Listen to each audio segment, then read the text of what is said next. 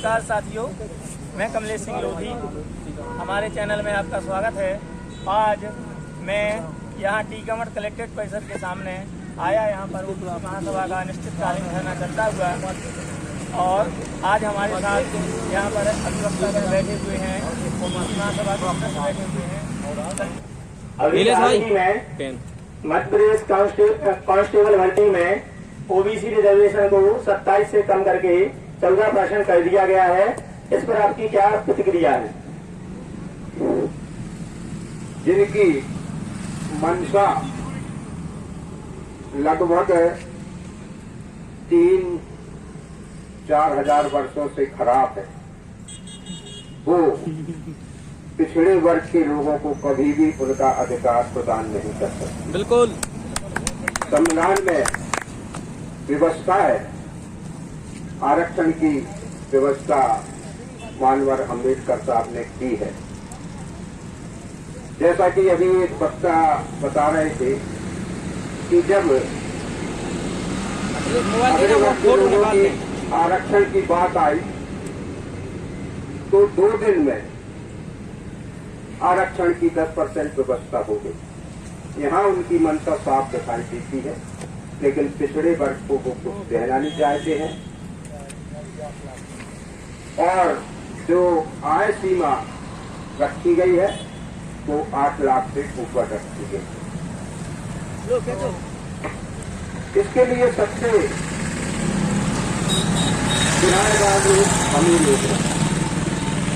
पहले राजा रानी के पेट से पैदा होता था, उसी को राजा बनाया जाता था, लेकिन मानवर अम्बेडकर साहब और गांधी जी ने सभी व्यक्तियों को एक वोट देने का अधिकार रखा। एक इसमें निकाल देना।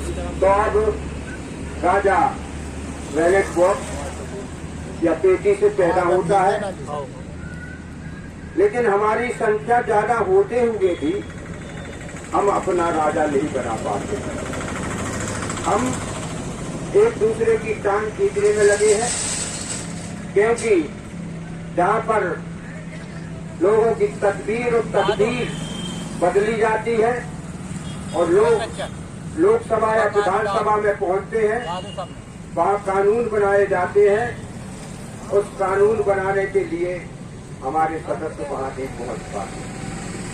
तो तकदीर और तकदीर जब बदलेगी, जब पिछड़े वर्ग के लोग जागेंगे, हमारा डंडा होगा, हमारे झंडे होंगे, हमारे मुचंडे होंगे, तभी हम लोकसभा और विधानसभा में पहुंच पाएंगे और अपने वर्ग की आगे की लड़ाई लड़ पाएंगे। सर, आप न्याय विभाग के अंतर्गत आते हैं, अधिवक्ता हैं। सर, अभी जो उच्च न्यायालय हो या सर्वोच्च न्यायालय हो, वहाँ पर जो जजों की नियुक्ति से संबंधित कॉलेजियम सिस्टम चलता है। कॉलेजियम सिस्टम में एक विशेष वर्ग के व्यक्ति को ही चयन किया जाता है न्यायाधीश के लिए। इस पर क्या राय है सर आप? इनकी मंशा, जैसा कि कहा गया है, मैंने पहले भी कहा है, हमेशा से कहा मतलब आगे के दरवाजे से नहीं आ पाएंगे तो हम पीछे के दरवाजे से जरूर घुसपैठ कर लें। कॉलेजियम ये जो न्यायपालिका एक फुकट निकाय था, परमानेंट वाला अपने लोगों को उसमें घुसपैठ करके और न्यायपालिका राजनीतिक लोग अपना वर्चस्व कायम करना। कई निर्णय हुए हैं पेन वाली मारकर देश में, अभी कई निर्णय सुप्रीम कोर्ट ने किए हैं, वो कहीं न कहीं से किसी न किसी तरह से राजनीतिक दृष्टि से प्रभावित रहे हैं और माननीय सर्वोच्च न्यायालय ने उन निर्णयों को पारित किया है और राजनीतिक वर्चस्व के कारण उनके पक्ष में पारित किया। कॉलेजियम सिस्टम में जज पर नियुक्ति उन्हीं लोगों की होती है जो वरिष्ठता के आधार पर नियुक्ति होती है, लेकिन जब भी ओबीसी, एससी या एसटी का कोई व्यक्ति वरिष्ठता के आधार पर न्यायाधीश बनने के लिए होता है तो वहाँ पर कॉलेजियम के नियमों को ये बदल देते हैं ताकि इन लोगों की नियुक्ति ना हो पाए। और अभी तक आज भी मध्य प्रदेश में या सुप्रीम कोर्ट में सामान्य वर्ग का ही जस्टिस है। ये तो वो पहले कहा कि मनसा खराब है। कहते हैं तमन्ना सच्ची होती है तो रास्ते कहीं निकल आते हैं और तमन्ना झूठी होती है तो बहाने हजार होते हैं। बहुत बढ़िया। तो ये लोग कभी नहीं कहेंगे कि पिछड़े वर्ग के लोग ऊंचे पद पर बैठे, जैसे कि अभी एक हमारे भाई ने कहा था कि पिछड़ा वर्ग का प्रधानमंत्री है, पिछड़ा वर्ग का मुख्यमंत्री है तो पिछड़ा वर्ग का मुख्यमंत्री कहने के लिए, लेकिन किस पार्टी से है? वो पार्टी की लाइन से अगर हट के जाएगा तो उसको नकारा जाएगा और निकाल दिया जाएगा। गाड़ी तो ओबीसी की है लेकिन चलाने वाला आरएसएस है।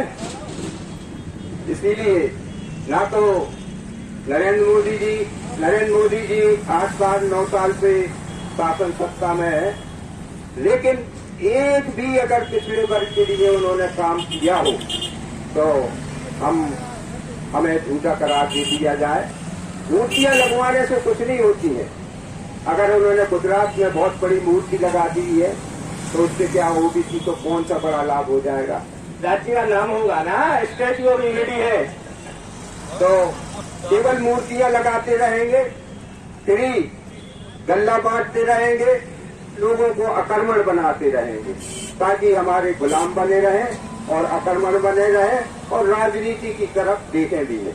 सर, कॉलेजियम को खत्म हो जाना चाहिए या इसमें संशोधन किया जाना चाहिए? इसको तो बंद कर दिया जाना चाहिए। योग्यता के आधार पर इसमें नियुक्तियां होना चाहिए।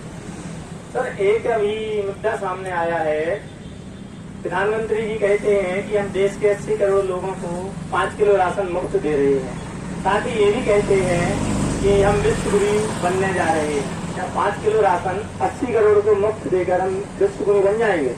विश्व गुरु का सपना उनका कभी साकार नहीं होगा। हाँ, लेकिन देश को अकर्मणता की ओर लिए जा रहे हैं। मोदी जी कहते हैं कि हम 5 करोड़ नौकरियां देंगे, 15 लाख देंगे, क्या मिले हैं अभी लोगों को? असंभव बात है। हाल क्योंकि नौकरियां तो समाप्त कर रहे हैं, बड़े बड़े धन्ना पेटों को दे रहे हैं और उनकी जो कंपनियां हैं उनके माध्यम से मतलब कार्य करा रहे हैं। इसलिए अगर नौकरियां मिलेंगी तो बहुत कम दामों पर मिलेंगी और उनके गुलाम बनकर के लोगों को काम करना पड़ेगा।